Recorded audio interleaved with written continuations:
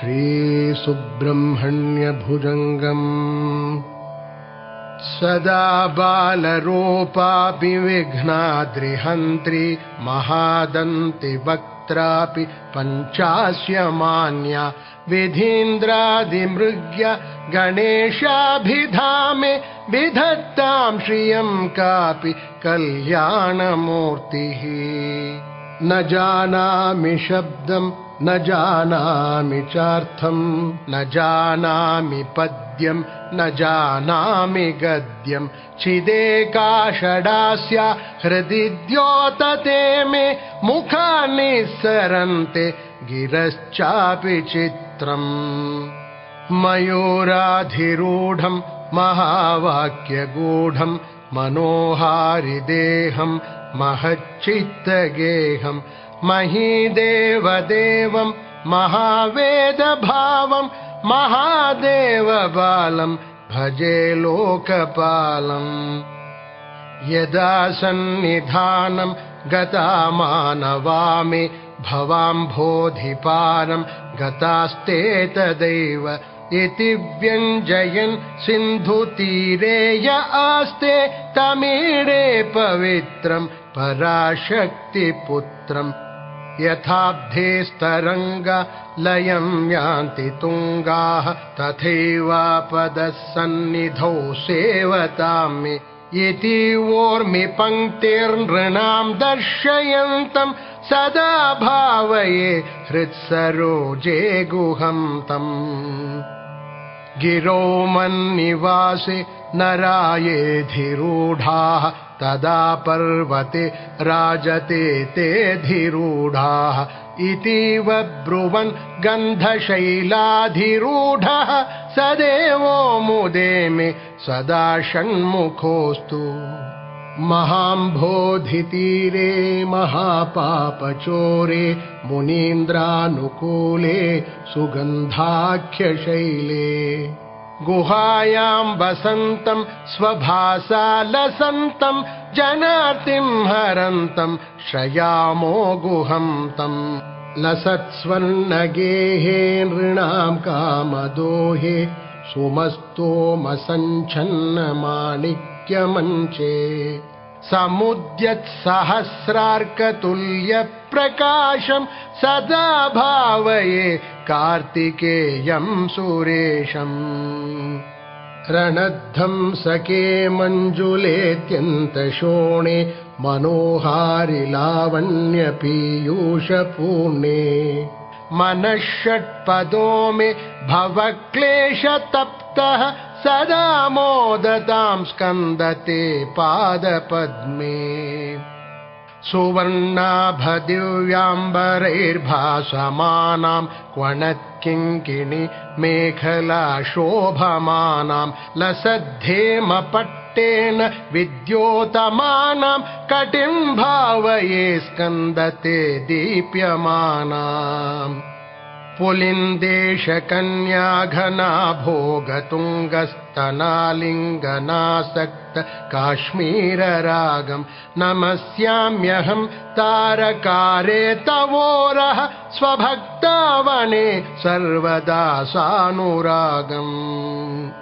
विधौ क्लृप्तदण्डान् स्वलीलाधृताण्डान् निरस्ते भशुण्डान् द्विषत्कालदण्डान् हतेन्द्रारिषण्डान् जगत्त्राणशौण्डान् सदा ते प्रचण्डान् श्रये बाहुदण्डान्।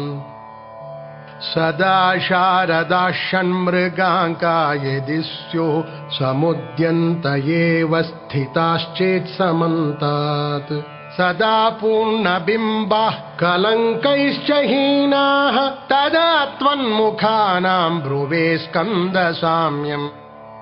स्फुरन्मन्दहासैः सहंसानि चञ्चत्कटाक्षावलीभृङ्ग सङ्घोज्ज्वलानि सुधास्यन्ति बिम्बाधराणीशसूनो तवालोकये षण्मुखाम्भोरुहाणि।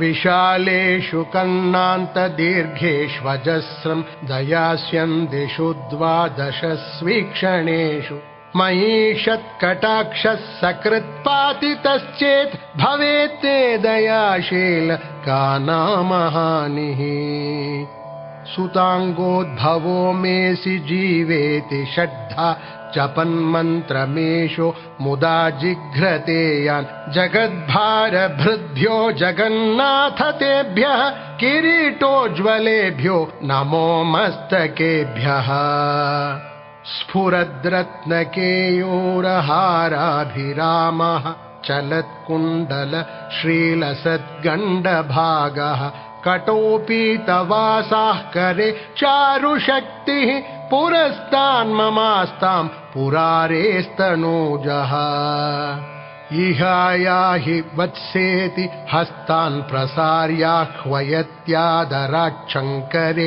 मातुरङ्गात् समुत्पत्यतातं शयन्तं कुमारं हराश्लिष्टगात्रं भजे बालमूर्तिम् कुमारेश सूनो गुहस्कन्द सेनापते शक्तिपाणे मयूराधिरूढ पुलिन्दात्मजाकान्त भक्तार्तिहारिन् प्रभो तारकारे सदा रक्ष मां त्वम् प्रशान्तेन्द्रिये नष्टसंज्ञे विचेष्टे कफोद्गारि वक्त्रे भयोत्कम्पि गात्रे प्रयाणोन्मुखे मय्यनाथे तदानीं द्रुतं मे दयालो भवाग्रे गुहत्वम् कृतान्तस्य दूतेषु चण्डेषु कोपात् दहच्छिन्धिभिन्धीति मां तर्जयत्सु मयूरं समारुह्य माभैरिति त्वं पुरःशक्तिपाणिर्ममायाहि शीघ्रम् प्रणम्या सकृत्पादयोस्ते पतित्वा प्रसाद्य प्रभो प्रार्थयेनेकवारम् न वक्तुं क्षमोऽहं तदानीं कृपाब्धेन कार्यान्तकाले मनागप्युपेक्षा सहस्राण्डभोक्ता त्वया शूरनाम हतस्तारकः सिंहवक्त्रश्च दैत्यः ममान्तर्हृदिस्थं मनक्लेशमेकं न हंसि प्रभो किं करोमि क्वयामि अहं सर्वदा दुःखभारावसन्नो भवान् दीनबन्धुस्त्वदन्यं न याचे भवद्भक्तिरोधं सदा क्लृप्तबाधं ममाधिं द्रुतं नाशयो मासुत त्वम् अपस्मारकुष्ठक्षयार्षप्रमेह ज्वरोन्मादगुल्मादिरोगा महान्तः पिशाचाश्च सर्वे भवत्पत्रभूतिं विलोक्य क्षणात् तारकारे द्रवन्ते त्रिशिस्कन्दमूर्तिः श्रुतौ स्कन्दकीर्तिः मुखे मे पवित्रं सदा तच्चरित्रं करे तस्य कृत्यं वपुस्तस्य भृत्यं गुहे सन्तु लीन ममाशेषभावाः मुनीनामुताहो नृणां भक्तिभाजाम् अभीष्टप्रदाः सन्ति सर्वत्र देवाः नृणामन्त्यजानामपि स्वार्थदाने गुहाद्देवमन्यं न जाने कलत्रं सुता बन्धुवर्गः पशुर्वा नरो वाथ नारी गृहे ये मदीयाः यजन्तो नमन्तस्तुवन्तो भवन्तं स्मरन्तश्च ते सन्तु सर्वे कुमार मृगाः पक्षिणो दंशकाये च जुष्टाः तथा व्याधयो बाधकाये मदङ्गे भवच्छक्तितीक्ष्णाग्रभिन्नाः सुदूरे विनश्यन्तु ते चूर्णितक्रौञ्चशैल जनित्री पिता च स्वपुत्रापराधं सहेते न किं देवसेनाधिनाथ अहं चातिबालो भवान् लोकतातः क्षमस्वापराधं समस्तं महेश नमः केकिने शक्तये चापि तुभ्यं नमश्चागतुभ्यं नमः कुक्कुटाय नमः सिन्धवे सिन्धुदेशाय तुभ्यं पुनः स्कन्दमूर्ते नमस्ते नमोऽस्तु। जयानन्द भूमन् जयापारधामन् जयामोघकीर्ते जयानन्दमूर्ते जयानन्द सिन्धो जयाशेषबन्धो जय त्वं सदा मुक्तिदानेश सूनु।